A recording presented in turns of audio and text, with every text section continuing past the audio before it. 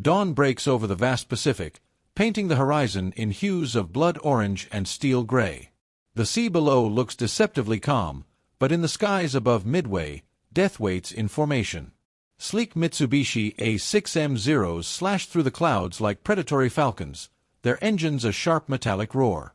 Their pilots, young men hardened by early victories, carry the swagger of warriors who believe themselves invincible. To them, the American F4F Wildcat is nothing more than a lumbering tin can, slow to climb, sluggish to turn, and laughably outclassed. They laugh at it, sneering in the ready rooms and even mid-air, certain that combat is already decided. But then, the laughter falters. Imagine yourself inside a Wildcat cockpit in June 1942. The glass canopy vibrates with engine strain, sweat pools beneath your flight helmet, and the smell of oil and cordite clings to the recycled air. Out of the corner of your eye, you see a Zero diving, sunlight flashing off its wings. Your gut tightens. You know the statistics. In almost every metric that matters, speed, range, maneuverability, the Japanese fighter is superior. One mistake, and you're a fireball tumbling into the Pacific. Yet this morning, you are not alone. Off your right wing, another Wildcat holds position, your wingman locked into a pact of survival. Together, you begin to weave, crisscrossing paths in a deadly ballet. The Zero closes in, expecting an easy kill. Instead, it flies straight into the crosshairs of your partner. The hunter becomes the hunted in the span of a heartbeat. This maneuver, simple, elegant, devastating, would come to be known as the Thach Weave, after the man who conceived it in the sleepless nights before Midway. It was not born from superiority of machines, but from ingenuity of mind. Commander John S.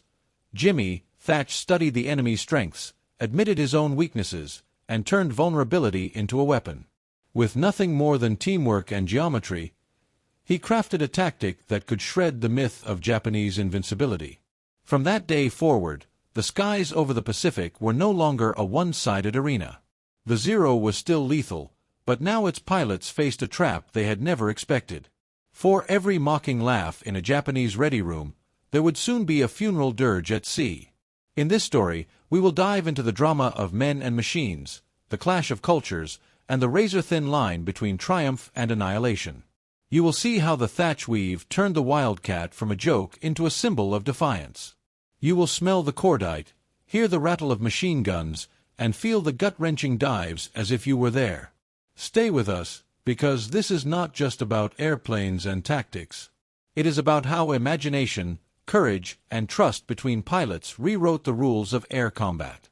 And it all began the day the laughter died above Midway. The Pacific War in 1942 was a theater of contrasts. On one side stood the Imperial Japanese Navy, riding the momentum of Pearl Harbor, sweeping across Asia with frightening speed. Its naval aviators, trained through an unforgiving pre-war program, had become legends. The Zero fighter symbolized this dominance, light, agile, and seemingly unstoppable. On the other side, the United States was still reeling from early defeats, scrambling to rebuild its fleet and confidence. For the pilots flying the stubby F4F Wildcat, every mission was a confrontation not only with the enemy, but with their own doubts. Reports from early encounters were grim. Pilots returning from sorties described the Zero's uncanny ability to climb above, roll tighter, and appear from nowhere in a blind spot. Many never returned at all. In the ready rooms aboard carriers like the USS Lexington or Yorktown, the mood often oscillated between grim humor and silent dread. "We were flying coffins," one Wildcat pilot later recalled in his memoirs, "and we knew the enemy laughed at us before they even saw us." That perception of inferiority created a psychological battlefield as dangerous as the physical one. Japanese flyers had cultivated an aura of invincibility. Their aircraft seemed untouchable, their tactics flawless. American intelligence officers pored over after-action reports, searching for weaknesses. But time was short, and the Pacific sky was unforgiving. Every day without a solution meant more names etched onto casualty lists. Into this atmosphere stepped Commander John S. Thach. A career naval officer with a reputation for meticulous preparation, he embodied a different kind of warrior ethos. While others obsessed over the Wildcat's shortcomings, Thach studied the problem like a chess master. If the Japanese fighter excelled at maneuvering, perhaps the answer was not to outmaneuver it at all, but to change the terms of battle. His notebooks from early 1942 showed diagrams of intersecting flight paths, arrows crisscrossing like threads in a net. In essence, he was sketching a trap in the sky. The broader context made his innovation even more urgent. The United States was preparing for a decisive clash in the Central Pacific, the Battle of Midway. Intelligence had broken parts of the Japanese code, revealing plans for an ambush. Yet even with foreknowledge, the imbalance of aircraft quality remained stark. Wildcat pilots would be forced into combat against an enemy that, on paper, could shred them at will. A single tactical edge could tip the balance between victory and annihilation. Contemporary news reports, though heavily censored, hinted at the stakes. Headlines in American newspapers spoke of Pacific tension and showdown at sea, while Japanese propaganda trumpeted the Zero as a miracle machine. The public saw airplanes. The men who flew them saw life or death in every design choice, from the thickness of armor plating to the arc of a turn. Eyewitness accounts capture the raw texture of these days. A mechanic aboard the USS Hornet wrote in his diary, "We patch bullet holes as fast as they land, but the men know the Zeros will punch new ones tomorrow. It feels like fixing tin toys for boys who might not come back." Such lines reveal not only the fragility of the machines, but the human cost hidden beneath statistics and technical tables. The problem was stark, and it went beyond steel and gasoline. How could underpowered planes hold their own against faster, more agile opponents? How could young aviators, many barely out of training, withstand the psychological strain of facing an enemy celebrated as invincible? And perhaps most pressing, how could the United States turn desperation into strategy before the next battle consumed them? This was the crucible in which the Thach Weave was forged. It was not simply a maneuver, but a response to a crisis of confidence. It addressed not only the physics of aerial combat, but the morale of pilots who desperately needed proof that they were not doomed. The tactic promised more than survival. It offered the possibility of fighting back on equal terms. The stage was set. The Wildcat was derided, the Zero celebrated, and the Pacific theater balanced on a knife's edge. Soon, the clash at Midway would provide the proving ground. And in those skies, the ingenuity of one commander and the courage of ordinary pilots would reshape the story of the air war. At its core, the problem was brutally simple.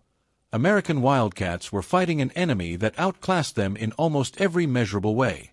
The Japanese Zero could climb faster, turn tighter, and extend its range far beyond the stubby-legged F4F. On paper, the statistics read like a death sentence.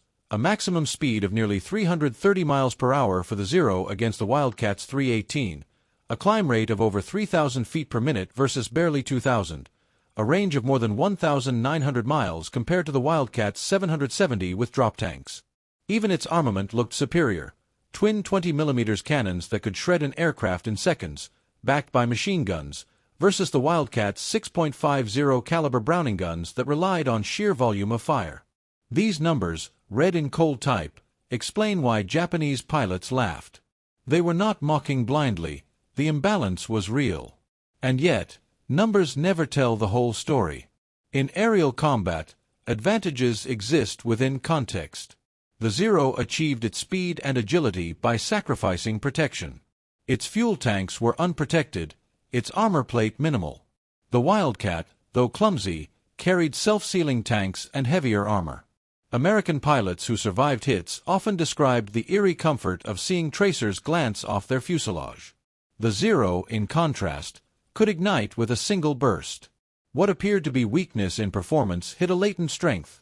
The Wildcat could take punishment, and that endurance gave space for tactics to evolve. Here is where the thesis sharpens. The Wildcat did not need to outfly the Zero, it needed to outthink it. Commander Thach's genius lay not in denying the Zero's superiority, but in twisting it against its pilots. His maneuver, the Thach Weave, was deceptively straightforward.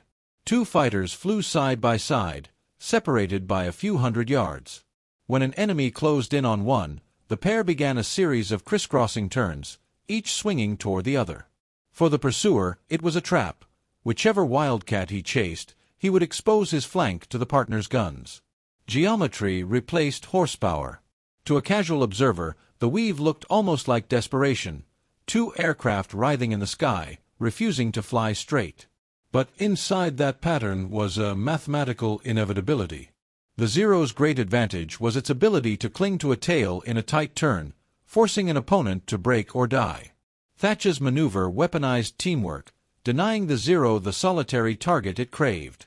Instead of one vulnerable Wildcat, the Japanese pilot now faced a shifting pair whose firing arcs overlapped like scissors. What looked like weakness became a deadly web. Eyewitness descriptions underline this brilliance. A Wildcat pilot later recalled, "The Zero latched onto me, and I thought it was over. Then I swung into the weave, and suddenly he was in my partner's sights. I heard the rattle of Brownings, saw the Zero burst into flame. It felt like magic, but it was just geometry and trust." That phrase, geometry and trust, captures the essence. The tactic required discipline, precise timing, and absolute faith in your wingman. Alone, a Wildcat was meat for the grinder. Together, they became a trap the Zero could not easily escape. To appreciate why this mattered, one must understand the psychology of dogfighting. Japanese training emphasized individual skill, the lone ace dominating the sky through agility. American doctrine shifted toward cooperation, emphasizing formation discipline and mutual support. The Thach Weave became the embodiment of that philosophy.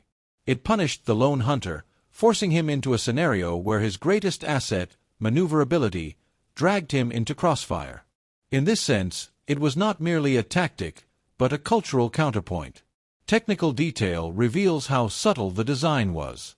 The crossing angle had to be shallow enough that neither Wildcat lost energy in excessive turns, but sharp enough to create overlapping kill zones. Thach experimented on the ground using matchsticks on a table, sliding them across to simulate flight paths. His weave was essentially a rolling X, repeated as needed, until the attacker either broke off or was destroyed. The spacing mattered, too close, and collision loomed, too far, and the trap collapsed. Pilots were drilled until the weave became reflexive, a choreography of survival. The tactic also exploited the Zero's fuel vulnerability. Extended dogfights drained the Japanese planes faster, especially when they were forced into repeated, energy-sapping maneuvers. A Zero that failed to kill quickly found itself low on fuel, often forced to disengage. Thus the weave not only created kill opportunities but also dragged out engagements to favor American endurance.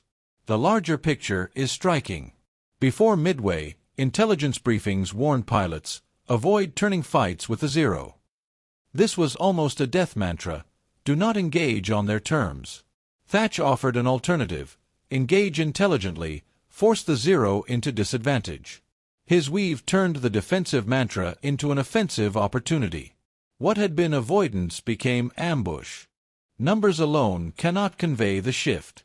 Consider this. In early 1942, American squadrons often returned from combat with catastrophic losses, sometimes half their complement gone. After adoption of the weave, kill-to-loss ratios began to balance.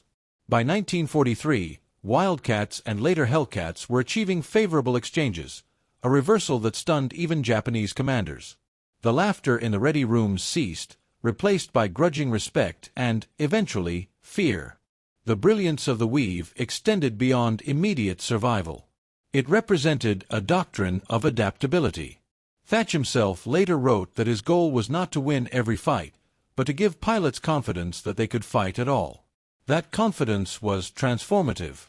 Once American aviators believed they could hold their own, morale hardened. And morale, in combat, is a weapon as real as any cannon. We must also address the what-ifs. Had the Wildcat been truly equal in performance, faster, more agile, would such a tactic have been invented? Likely not. Necessity was the mother of invention. The very weakness of the Wildcat forced innovation. In this sense, the Thach Weave is a paradox.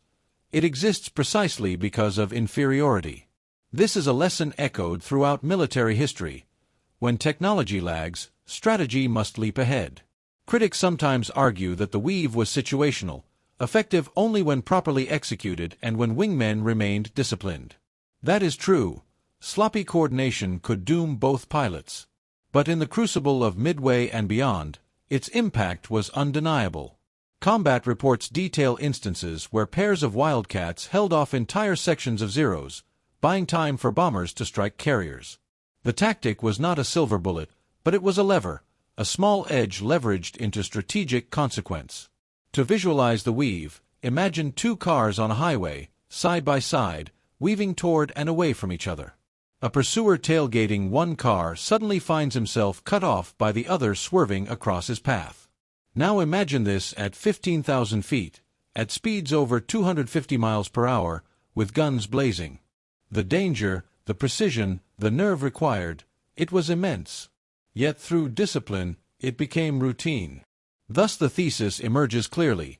The Thach Weave was not merely a clever trick, but a paradigm shift.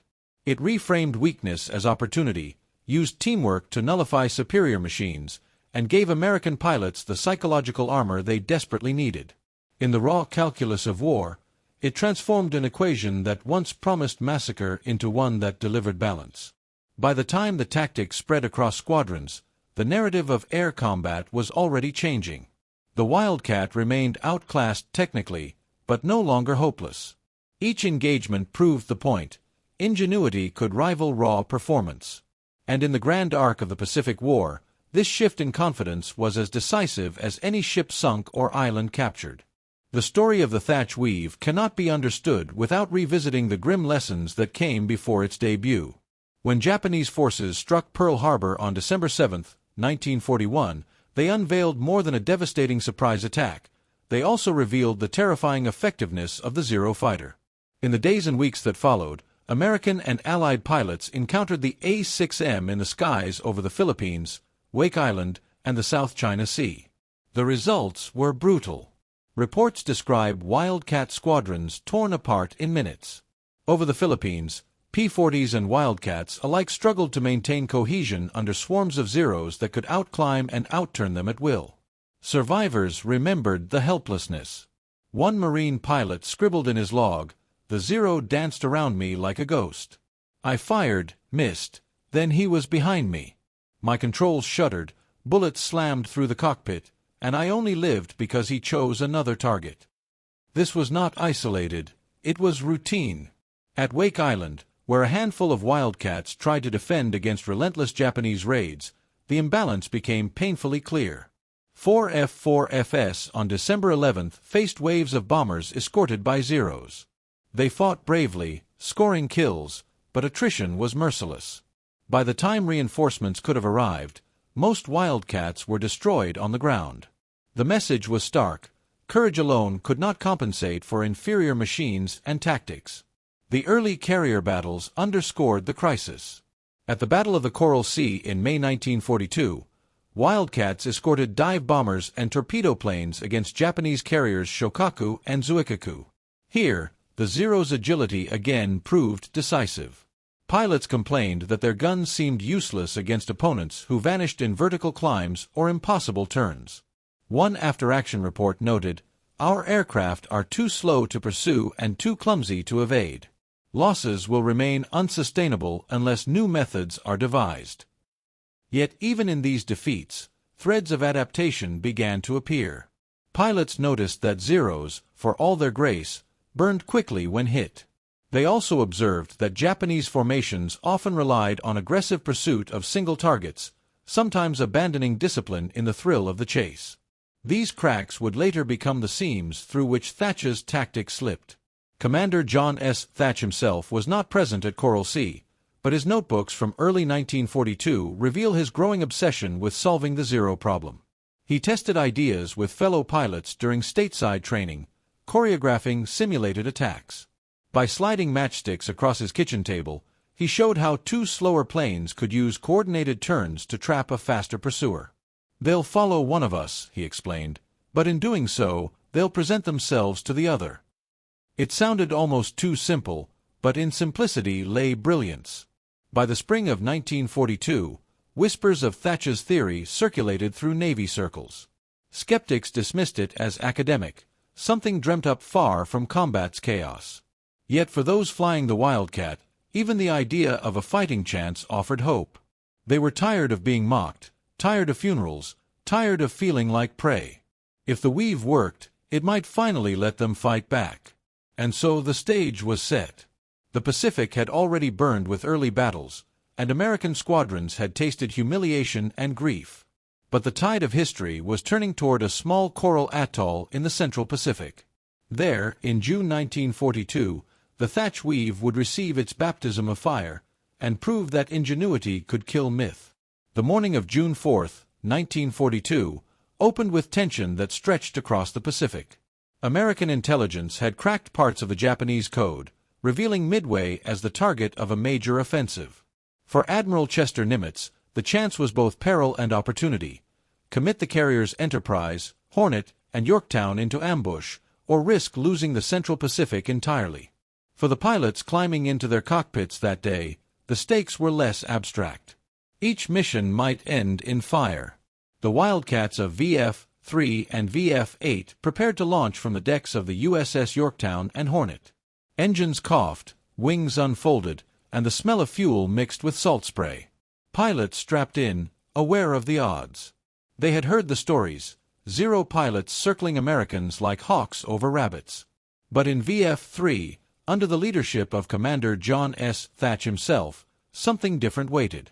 Thach had briefed his men on the maneuver he had refined, a weave, a dance, a trap for the overconfident Zero. The first encounters came swiftly. As dive bombers and torpedo planes lumbered toward the Japanese fleet, Wildcats flew cover, tasked with fending off interceptors. Zero squadrons rose from the carriers Akagi, Kaga, Soryu, and Hiryu, slicing into the American formations. Chaos erupted in the sky. Tracer fire stitched the air, planes spiraled in smoke, and the Pacific glittered with wreckage.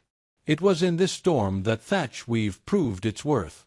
A section of 4 Wildcats found themselves pressed by a swarm of Zeros. Thach ordered the weave, pairs of Wildcats crossing and recrossing, each protecting the other's tail. A Japanese pilot dove onto Thach himself, guns blazing. As Thach banked into the weave, his wingman's guns opened. The Zero flared, broke apart, and fell in flames. Moments later, another pursuer suffered the same fate. Eyewitnesses later described the astonishment. One pilot recalled, "The Zeros expected us to break in panic. Instead, we turned into each other, and they flew right into our fire. It was the first time I felt we had them where we wanted them." The laughter that once accompanied Wildcat encounters vanished in those moments. The significance went beyond individual kills. By holding off superior numbers, the Wildcats bought precious minutes for torpedo bombers to press their suicidal runs and for dive bombers to climb into attack position. At 10:22 a.m., as squadrons of SBD Dauntless swooped from altitude, Japanese carriers lay exposed, their decks cluttered with refueling and rearming aircraft. In 5 devastating minutes, 3 carriers, Akagi, Kaga, and Soryu, were mortally struck. The tide of the Pacific War shifted irreversibly. It would be misleading to credit the Thach Weave as the sole factor in victory. Luck, timing, and intelligence played decisive roles. Yet within the skies of Midway, the Weave delivered exactly what Thach had promised: survival against the supposedly invincible Zero. Losses were still heavy. Yorktown herself would be fatally wounded in the battle, but for the first time, American fighter pilots returned with proof that they could fight and win. Japanese accounts confirmed the shock. Surviving Zero pilots reported frustration at American pairs that refused to die. One after-action note observed, "The enemy aircraft, though heavy and slow, maneuvered in pairs and trapped our fighters." Pursuit became dangerous. For warriors accustomed to effortless dominance, this was a jarring reversal. The psychological effect was profound. American squadrons, long haunted by tales of invincible Zeros, found new confidence. The Weave gave them a method, a structure, a fighting chance. Instead of flying with dread, they flew with purpose. And in war, morale is oxygen. Midway thus became more than a strategic victory. It was a crucible of tactical innovation. The sinking of 4 Japanese carriers crippled the offensive capability of the Imperial Navy, But the adoption of the Thach Weave ensured that in the countless dogfights yet to come, American pilots would not face annihilation with empty hands. The cost remained high. Many never returned from the battle, torpedo squadrons were decimated, and even among the Wildcats, losses mounted. Yet their deaths were not in vain, for the survivors carried forward a doctrine that would save lives and change outcomes. The Weave became legend, taught not only as a tactic but as a parable, that ingenuity could tilt the scales of war. When the smoking hulks of Akagi and Kaga slid beneath the Pacific waves, history pivoted. The Japanese pilots who had once laughed at the Wildcat now confronted a sobering truth. Machines could be outclassed, men could not be underestimated. The story did not end at Midway. The battles ahead, long, grinding, unforgiving, would test both sides in ways unimaginable. On the jungle airstrips of Guadalcanal, in the contested waters of the Solomons, the Thach Weave would evolve from theory into routine, and from routine into legend. If Midway was a dramatic turning point, Guadalcanal was a grinding test of endurance. The campaign began in August 1942, when U.S. Marines stormed ashore to seize an unfinished Japanese airfield on a remote, jungle-covered island in the Solomons. That airfield, soon renamed Henderson Field, became the focal point of a desperate struggle. Whoever controlled it could dominate the surrounding seas and skies. For the pilots of the Wildcats, Guadalcanal was not a single battle, but a relentless gauntlet that stretched on for months. The air war here took on a rhythm so punishing it earned a name, the Cactus Air Force, after the island's code name. Wildcats, dauntless dive bombers, and later P-400s and P-39s flew daily from Henderson, patched together on muddy runways, refueled with whatever supplies slipped past Japanese naval blockades. Every morning, the distinctive drone of incoming Japanese formations, bombers escorted by Zeros, sent ground crews scrambling and pilots racing to their cockpits. In this crucible, the Thach Weave matured from experiment to doctrine. Pilots who had read about it in briefings at Pearl Harbor now found themselves executing it under fire, day after day. They quickly learned that survival depended on discipline. Reports describe pairs of Wildcats weaving in the humid air above Guadalcanal, exhaust plumes tracing X-shaped patterns as they fended off Zero attacks. One Marine pilot, Lieutenant James Sweat, later described his first use of the maneuver, "They came down on us in 2s and 3s. I broke into the Weave with my wingman. Suddenly, instead of me being the prey, the Zero caught a wall of tracers from his side. The whole sky seemed to turn upside down, but it worked." His words echoed dozens of similar accounts, shocked that something so simple could blunt an enemy once thought unstoppable. The campaign exposed the Weave's strengths and limits. In massed engagements, it bought precious seconds, disrupting Japanese attacks long enough for bombers to escape or for Wildcats to regroup. Against single pursuers, it was often lethal, with Zeros diving into well-timed crossfires. Yet it demanded flawless cooperation. Pilots who panicked, turned too sharply, or drifted out of formation risked collision or isolation. Several after-action notes caution that poor discipline in the Weave invites disaster as surely as no Weave at all. The statistics of Guadalcanal illustrate the change. Before Midway, American squadrons often suffered exchange ratios as high as 3-to-1 in favor of the Japanese. By late 1942, during the height of the Guadalcanal struggle, records show more balanced outcomes. In some engagements, Wildcats even achieved parity, sometimes scoring multiple kills for each loss. The shift did not come from improved machinery. The Wildcat was still the same heavy, underpowered fighter, but from the tactical edge of coordinated defense turned offense. Life on the ground reinforced the pilot's resolve. Henderson Field was under nightly bombardment, earning the grim nickname Tokyo Express for the Japanese ships that shelled it. Pilots slept in foxholes beside their planes, ears ringing from constant artillery. Maintenance crews worked by lantern light, patching bullet holes with sheet metal and scavenged parts. In these conditions, the Weave was more than a tactic. It was hope embodied in action. If it could keep a pilot alive for another day, it justified every risk. Japanese records from the campaign reveal growing frustration. Pilots noted that Wildcats fought stubbornly in pairs, denying easy victory. Some Zeros still scored kills through sheer skill, but the aura of invulnerability had been punctured. Attrition began to bite the Japanese squadrons as much as the Americans. Training replacements to match the original cadre of elite Zero pilots proved increasingly difficult. Every time a veteran was lost, the Imperial Navy's edge dulled. The human element cannot be ignored. For the young Americans at Guadalcanal, many barely 20 years old, the Weave demanded something more than technical skill. It required trust. Trust that your wingman would not flinch, would not break formation, would cover your blind spot even as he exposed himself. In the chaos of battle, that trust became a lifeline stronger than steel. By November, as Japanese forces abandoned Guadalcanal, the Thach Weave had become second nature to American pilots. It was no longer a novelty or an experiment whispered in ready rooms. It was routine, drilled into muscle memory, executed without hesitation. And in the skies above the steaming jungle, that routine helped secure one of the first sustained Allied victories of the Pacific War.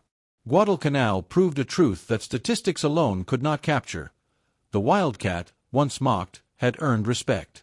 The Weave gave it teeth, and the courage of its pilots gave it bite. But the war was far from over. As 1943 dawned, battles would expand across the Solomons and into the Central Pacific. The Thach Weave would spread, adapted by other squadrons, refined for new aircraft, and woven into the larger story of how ingenuity overcame technological inferiority. By early 1943, the Pacific skies no longer belonged unchallenged to Japan. The Zero was still a formidable adversary, but the days of effortless dominance were gone. The hard months of Guadalcanal had bloodied both sides, and American pilots now carried into combat not only their .50 caliber guns but also the confidence born from survival. At the heart of that confidence lay the Thach Weave, no longer an experiment, but a doctrine etched into training manuals and combat reports. As new campaigns opened in the Solomons, New Georgia, Bougainville, and the endless chain of island strongholds, the Weave spread like wildfire through Navy and Marine squadrons. Pilots who had once doubted its practicality now executed it as reflex. Combat reports from 1943 frequently mention sections weaving under attack, with results ranging from disrupted Japanese ambushes to outright kill tallies. In these engagements, the tactics saved countless lives. The Weave also adapted to new machines. By mid-1943, the Grumman F4F Wildcat began to replace the aging Wildcat. Larger, more powerful, and designed with the Zero in mind, the Wildcat carried greater speed, heavier firepower, and improved climb rate. Yet even with this new edge, the Weave remained relevant. It became a fallback maneuver, a method to preserve formation integrity when swarmed or surprised. 4 Wildcat squadrons still flying from escort carriers in secondary theaters, the tactic remained indispensable. Historical accounts highlight its continued effectiveness. In June 1943, during raids on Japanese bases in the Central Solomons, Marine pilots reported multiple successful engagements using the Weave. One pilot recalled, "We went in 4 strong. When the Zeros came, we paired off and began weaving. 2 of them chased, then 1 exploded under my wingman's fire. The rest broke off." It felt almost routine by then. What had once been revolutionary was now standard procedure, a sign of its integration into doctrine. The Japanese response grew increasingly desperate. With veteran pilots dwindling, replacements lacked the same finesse. Against disciplined American pairs, their attacks faltered. Some commanders instructed Zeros to avoid prolonged chases if Wildcats flew in pairs, an implicit admission that the Weave had blunted their advantage. The myth of the Zero as an untouchable predator had been shattered. Statistics from 1943 tell the story. At the Battle of the Bismarck Sea in March, American air power decimated Japanese convoys, with Wildcats and P-38s coordinating attacks. While bombers delivered the killing blows, fighters employing mutual support tactics like the Weave shielded them effectively. Later that year, during the Central Solomons campaign, kill ratios began to tilt decisively in America's favor. In some squadrons, reports show ratios of 5-to-1, a reversal unimaginable in early 1942. Yet beyond the numbers, the Weave carried symbolic weight. It represented adaptability, the American willingness to learn under fire. Pilots who once felt like prey now flew with the confidence that they could protect each other. The tactic emphasized trust, teamwork, and discipline, qualities that multiplied as the Navy grew and new pilots cycled into combat. By late 1943, the weave had spread even to other Allied air forces. British and Commonwealth pilots, encountering Japanese fighters in Burma and the Indian Ocean, studied American reports and adopted similar mutual support tactics. Though not always executed as Thach envisioned, the philosophy was the same: deny the enemy a lone target, create overlapping fields of fire, and turn defense into offense. The cultural shift within the U.S. Navy was profound. Training films produced in 1943 showcased the weave with diagrams and reenactments, emphasizing its simplicity. Recruits arriving in squadrons were drilled until it became instinct. For those who had survived the desperate days of early 1942, it was almost surreal. What had once been an unproven idea sketched on a kitchen table had become official doctrine of the world's largest navy. The broader war pressed on, with new challenges and bloodier battles still to come. But by the time American forces pushed toward the Gilbert and Marshall Islands in late 1943, the balance of air power had decisively shifted. The Zero, though still deadly, was no longer invincible. Wildcats, soon joined and then replaced by Hellcats, Corsairs, and other modern fighters, entered combat not as jokes but as predators of their own. The Thach Weave, in its elegance and simplicity, had outlived the machine that inspired it. Even as technology advanced, the principle endured: when outmatched in performance, fight smarter, not harder. And that principle carried American aviators forward, paving the way for the crushing victories of 1944 and beyond. Thus, by the end of 1943, the story of the Weave was no longer about survival. It was about dominance. The tactic that had begun as a desperate gambit for the underdog became a symbol of ingenuity, proof that even in the darkest moments, a well-timed idea could reshape the war. War in the air is never just about bravery. It is also about engineering, mathematics, and the cold logic of design. By comparing the Wildcat and the Zero, the two antagonists of the early Pacific, we can understand not only why the Thach Weave worked, but also why both sides committed critical mistakes that shaped the course of the war. The Mitsubishi A6M0 was a marvel when it debuted in 1940. It embodied Japan's doctrine of offense: light, agile, with breathtaking maneuverability. Stripped of armor and self-sealing fuel tanks, the Zero sacrificed protection for range and speed. Its long, graceful wings gave it unmatched turning ability, allowing even novice pilots to outmaneuver most opponents. In the opening months of the Pacific War, these design choices seemed vindicated. American, British, and Dutch pilots fell in droves, outturned, outclimbed, and outflown. By contrast, the Grumman F4F Wildcat looked clumsy, even homely. It was heavier, slower, and short-legged compared to the Zero. Yet Grumman engineers had followed a different philosophy: survivability over elegance. The Wildcat had armor plating, self-sealing tanks, and a robust airframe that could soak up punishment and keep flying. It was the classic ironworks approach, not glamorous, but durable. In single combat, however, its disadvantages were glaring. It could not hope to win a turning fight, and inexperienced pilots who tried often paid with their lives. On paper, the comparison tilted heavily toward the Zero. Top speed, roughly 330 miles per hour for the A6M2 versus 318 miles per hour for the Wildcat.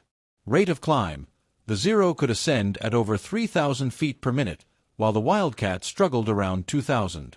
Range, the Zero could fly nearly 1,500 miles on internal fuel, compared to the Wildcat's 770. Maneuverability, not even close. The Zero's lightweight construction made it pirouette through the sky. By every traditional metric, the Wildcat was outclassed. And yet, the numbers hid other truths. Durability is not glamorous, but it wins wars. A Wildcat hit by cannon fire might limp home on one engine, its pilot alive to fight another day. A Zero, by contrast, often erupted into flames after a single well-placed burst, its unprotected fuel tanks turning it into a torch. Japanese designers had gambled that what could not be hit need not be armored. Against opponents still learning, this gamble paid off. But against disciplined formations and tactics like the Thach Weave, it became a fatal flaw. Here lies the first mistake: Japanese overconfidence in the Zero's invincibility. Victories in China and early Pacific campaigns convinced commanders that the fighter needed no revision. Even as American engineers introduced sturdier, more powerful models, Japan clung to its original design philosophy. Production lines churned out thousands of Zeros virtually unchanged, ignoring the warning signs. On the American side, the mistake was initially tactical. Too many pilots in early 1942 attempted to fight the Zero on its terms, trying to outturn it. Reports from Wake, the Philippines, and Java are filled with grim lines: engaged in turning fight, shot down. It was not until men like Thach began preaching new methods that this mindset shifted. American training culture, however, proved flexible. Lessons learned in blood at Coral Sea and Midway spread rapidly, and by Guadalcanal, squadrons drilled relentlessly in alternative tactics. The Thach Weave was not magic, it was geometry applied with discipline. Its genius lay in transforming the Wildcats' disadvantages into strengths. The Weave neutralized the Zero's superior climb and turn by forcing it into predictable pursuit paths. It exploited American durability by daring the enemy to press attacks, knowing that a Wildcat could take a hit while a Zero could not. Most importantly, it turned teamwork into a force multiplier. Japanese doctrine emphasized individual skill and valor, the lone ace carving his legend in the sky. This created heroes, but it also fostered isolation. When faced with coordinated sections of Wildcats weaving in mutual defense, Japanese pilots often attacked piecemeal. Their training did not emphasize breaking such formations with patience or coordinated group maneuvers. The Weave exploited that cultural blind spot. Another critical factor was logistics. The Zero's long range was designed for offensive strikes across the Pacific's vast distances, but as the war shifted into prolonged campaigns like Guadalcanal, this advantage eroded. Missions stretched pilots to the edge of endurance. Fuel limits meant Zeros often arrived over Henderson Field with barely enough time to fight before turning home. Wildcats, operating from local bases, could afford patience, weaving until the enemy had no choice but to disengage. In hindsight, the Zero's flaw was not simply technical. It was conceptual. Japan designed a weapon for lightning war, not for attrition. Once confronted with opponents who refused to be cowed and who learned from each battle, its deficiencies were laid bare.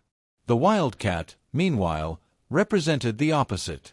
Outclassed in appearance and performance, it survived because its design bought time for tactics to evolve, time for better planes like the Hellcat to arrive, time for pilots to gain confidence. The Thach Weave was the bridge across that perilous gap, the proof that discipline could triumph over raw performance. So the lesson in comparison is clear. Japan's error was arrogance, believing the Zero required no adaptation. America's error was initial naivete, sending pilots to fight as individuals in machines that demanded teamwork. Out of these mistakes came hard-earned wisdom, that no aircraft is invincible, and no pilot survives long without adapting to the enemy. By 1943, the tables had turned. The Wildcat and the Weave together forged a doctrine of mutual support that carried forward into the Hellcat, the Corsair, and eventually into post-war jet tactics. The Zero, unchanged, became a relic of its own legend. And in the harsh calculus of war, legend cannot outlast reality. History often disguises its turning points in smoke and chaos. The Thach Weave was not a grand weapon, not a new machine, nor a breakthrough in science. It was an idea, a humble tactic scratched out on paper, that rippled through the Pacific War and reshaped the trajectory of air combat. Its consequences went far beyond the cockpit of the Wildcat. The first and most immediate effect was psychological. By mid-1942, American pilots no longer faced the Zero with dread. The early months of the war had been marked by despairing radio calls, "Can't shake him! He's on my tail!" Cries that often ended in silence. After Midway and Guadalcanal, those cries gave way to confidence.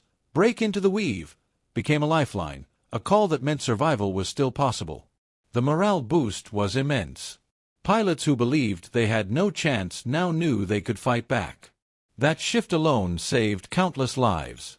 Second, the Weave instilled a culture of teamwork that endured. Before 1942, U.S. naval aviation often glorified the lone hero, the ace who racked up kills by sheer skill.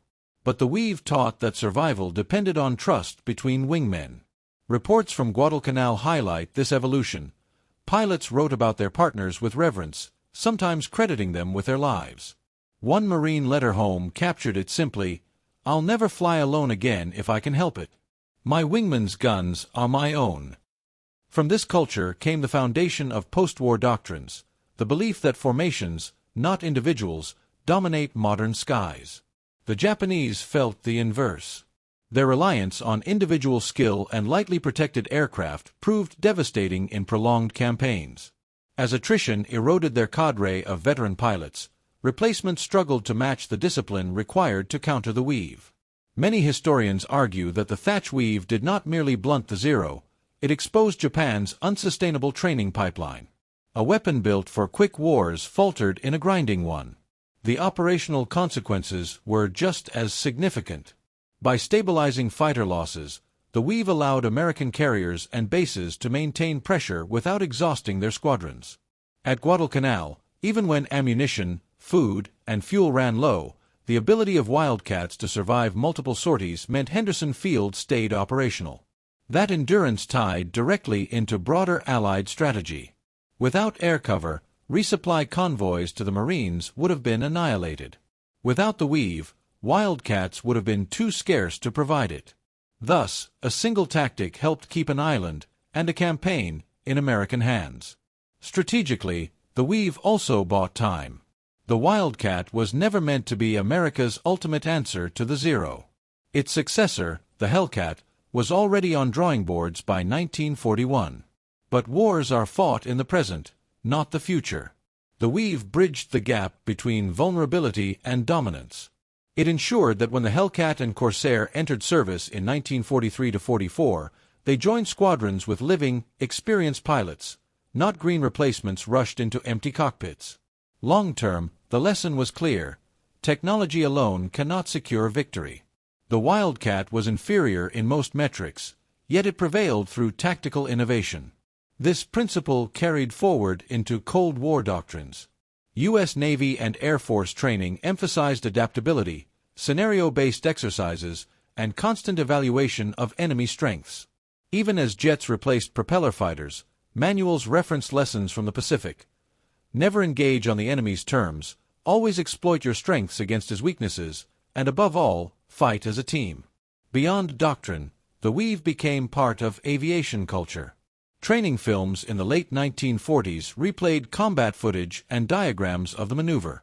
Instructors invoked Thach's name with respect, teaching cadets that ingenuity matters as much as hardware. Pilots of the Korean War, Flying Panthers and Sabres, knew of the Weave. Variants appeared even in the jet age, adapted for faster speeds and different dynamics, but grounded in the same principle, mutual support through geometry. The influence reached even further. NATO pilots during the Cold War studied Pacific war tactics when developing counter-strategies against Soviet fighters. The Weave became shorthand for asymmetric problem-solving. When outgunned, think differently. It also inspired academic studies on decision-making under stress, later applied in fields from business to emergency medicine. Few wartime ideas traveled so far beyond their original context. Culturally, the Wildcats' redemption story resonated. What was once mocked as obsolete became a symbol of resilience. Museums today display Wildcats not for their elegance but for their grit, often alongside plaques explaining the Thach Weave. Visitors learned that victory was not inevitable, that men in flawed machines carved out survival through creativity. For generations raised on sleek jets and missiles, the sight of the stubby Wildcat serves as a reminder, brains matter as much as steel. For Japan, the consequences were harsher. The Zero remained iconic, but its legend was tarnished by failure to adapt. Many post-war Japanese veterans admitted frustration that their warnings about the plane's vulnerabilities were ignored. Some recalled watching comrades burn because the aircraft they trusted was designed without margin for survival. The lesson for Japanese aviation came too late. arriving only after factories were destroyed and skies dominated by Hellcats and Mustangs. In broader perspective, the Weave illustrated a truth of modern war. Innovation need not be technological to be decisive. Sometimes the smallest idea, two planes crossing paths at the right angle, can ripple outward to alter campaigns and even grand strategy. Midway might still have been won without it, Guadalcanal might still have held, but the cost in lives would have been far higher. That margin, measured in pilots who survived to fight again, shaped the trajectory of the Pacific War. As the guns fell silent in 1945, the legacy of the Weave endured. John Thach himself would later rise to admiral, but he always remembered those early days, sketching lines at a kitchen table, wondering if his math could save men's lives. It did. And in doing so, it proved that courage and imagination, bound by trust, could transform ridicule into respect and despair into dominance. Thus, the Thach Weave was more than a tactic. It was a philosophy born of necessity. Fight smart, fight together, and never yield to assumptions of inferiority. Its echoes still hum in the engines of every aircraft that takes to the sky, carrying forward the memory of those who first wove survival into victory. War stories often end with numbers, sorties flown, aircraft lost, kill ratios tallied in columns of ink. But behind those statistics are truths that live longer than steel and fire. The tale of the Wildcat and the Thach Weave is not just about airplanes. It is about the ingenuity of the human spirit when cornered by overwhelming odds. The Japanese Zero was, for a moment in history, the most feared fighter in the world. The Wildcat, by contrast, was dismissed as obsolete before it had even fired its first shots in anger. Yet the outcome of their duel teaches us something vital. Machines alone do not decide wars. Minds do. Commander John Thach did not have a faster airplane to offer his pilots, nor a stronger engine, nor a longer range. What he had was imagination, the courage to sketch a solution no one had tried before, and the humility to test it with his men. That solution, two Wildcats weaving through the sky in mutual defense, gave birth to a doctrine of trust. Each pilot, exposed at one moment, was shielded the next by his partner. It was a dance of survival, as simple as crossing paths, as profound as rewriting the odds of life and death. And it worked. It carried men home who might otherwise have been lost. It blunted the sharp edge of Japanese air power. It gave the Allies breathing space until newer, stronger machines could arrive. The larger lesson echoes beyond the Pacific. Do not fight on your enemy's terms. Do not assume that strength lies only in raw power. When cornered, adapt. When mocked, innovate. And when survival hangs by a thread, weave that thread with another until it becomes unbreakable. It is tempting to see the Thach Weave as just a maneuver from the past, a footnote in aviation history. But it is more than that. It is proof that resilience is born in unlikely places. The Wildcat was never the best fighter. But with the Weave, it became the fighter that mattered when it mattered most. As we close this story, imagine once more the Pacific sky in 1942. A Zero dives, confident, its pilot smiling at the easy prey ahead. Two Wildcats cross, their paths overlapping in a deadly pattern. The smile vanishes. Tracers flash. In that instant, history bends. If you've traveled with us through this journey, from Midway's desperate dawn, through the grinding nights of Guadalcanal, into the strategic turning points of 1943, you now carry the same lesson those young pilots did: never underestimate the power of adaptation. And if you found value in this story, if you felt the rattle of the machine guns and the hum of engines in your chest, then stay with us. Subscribe to this channel, because there are countless more moments in history where ingenuity turned weakness into strength, where survival became victory. Turn on notifications, so you don't miss the next story we bring to life with cinematic detail and hard analysis. Most importantly, share this story. Somewhere out there, someone believes they are outmatched, outclassed, mocked like the Wildcat once was. Maybe what they need is not a stronger machine, but a new way of thinking, their own Weave. By sharing, you pass forward a lesson that belongs not just to pilots of the past, but to anyone facing overwhelming odds today. History's greatest power is not in what has ended, but in what it teaches us still. The laughter of Japanese pilots over the Wildcat was real, but it did not last. Innovation silenced it. That silence became victory. And that victory became legacy. So join us, and together we'll uncover more untold stories where imagination rewrote destiny. Because in every battle, past or present, there comes a moment when someone chooses to fight smarter, and in that choice everything changes.